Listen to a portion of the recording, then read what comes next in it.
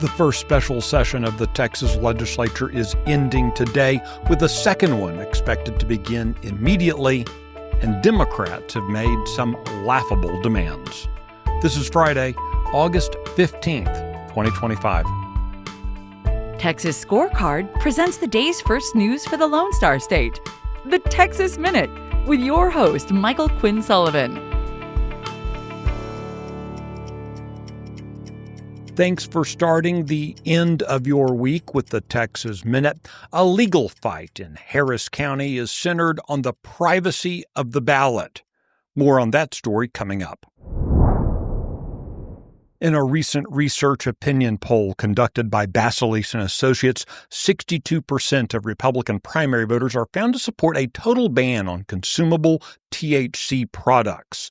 The poll found 63% of Republicans opposed efforts to regulate THC rather than ban those products outright. Legislation banning consumable psychoactive THC products was passed by the Senate and House in the regular session and then vetoed by the governor, who put regulation on the call of the special session. The Senate passed an outright ban. Again, the House, of course, was unable to take up anything because of the Democrat quorum bust. According to a new report by Texas Realtors, the purchase of residential properties by international buyers increased by 9% in 2025. Mexico accounted for 30% of those buyers. Canada and China each represented 8%. The percentage of Chinese buyers is expected to drop next year, though. A new state law takes effect on September 1st that bars the sale of Texas's residential, agriculture, commercial, and industrial land to citizens of countries that have been designated as a national security threat by either the U.S. Director of National Intelligence or the governor. Those currently on the list include China, North Korea, and Iran.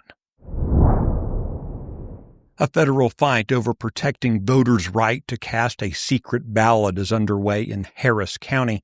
It all began last year when Texans discovered that under certain circumstances, publicly available voting records could be used to match specific voters to their ballots, undermining the secrecy of the system. The Texas Secretary of State's office responded by instructing local election officials to redact any information on publicly released documents that could connect a voter to their ballot.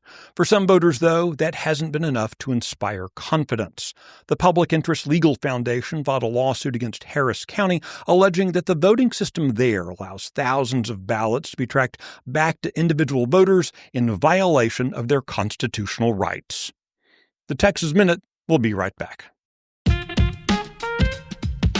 News and analysis on what's happening in Texas. End your day with daily headlines from Texas Scorecard. Every day at 5 p.m., join me, Brandon Waltons, as we recap the biggest stories of the day and talk about why they matter to you. From the state capitol to town hall, there's no shortage of events happening. Keep up with it all. Listen and subscribe to Daily Headlines from Texas Scorecard.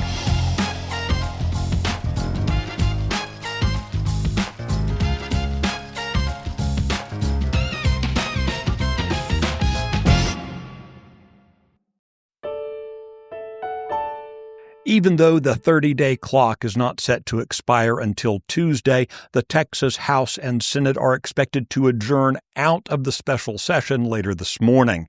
The Senate's completed its work set forth by the governor in the call of the special session. In contrast, nothing was accomplished by the House. That's because Democrats, rather than fight, fled the state to disrupt the quorum requirements for conducting legislative business. The governor, though, will be calling the chambers back into an immediate special session with the very same agenda, including congressional redistricting. Speaking at an event in Williamson County yesterday, Republican State Senator Charles Schwartner said he expects his chamber to move quickly to refile and pass all the legislation again within the first few days. Meanwhile, the Texas House Democrat caucus issued two demands yesterday as conditions for their return. Capitol insiders immediately labeled them as, quote, laughable and sophomoric. One demand is that the House adjourn today. Well, that had been announced earlier in the week that it would happen Anyway, the second demand was that California promised to gerrymander itself further by reducing the number of Republican congressional seats there. Currently, more than 40% of the statewide vote in California goes to the GOP, while less than 20% of the congressional districts can be won by Republicans, so good luck in gerrymandering that. You can find details on all the stories mentioned today and keep up with the latest news by visiting TexasScorecard.com. Today's edition of the Texas Minute was based on the original reporting of Addie Hovland, Aaron Anderson, and myself. Our producer is Nick Shepard, who puts the Texas Minute together and gets it delivered to you every weekday morning. I look forward to seeing you out around the Lone Star State. Now go make it a great weekend.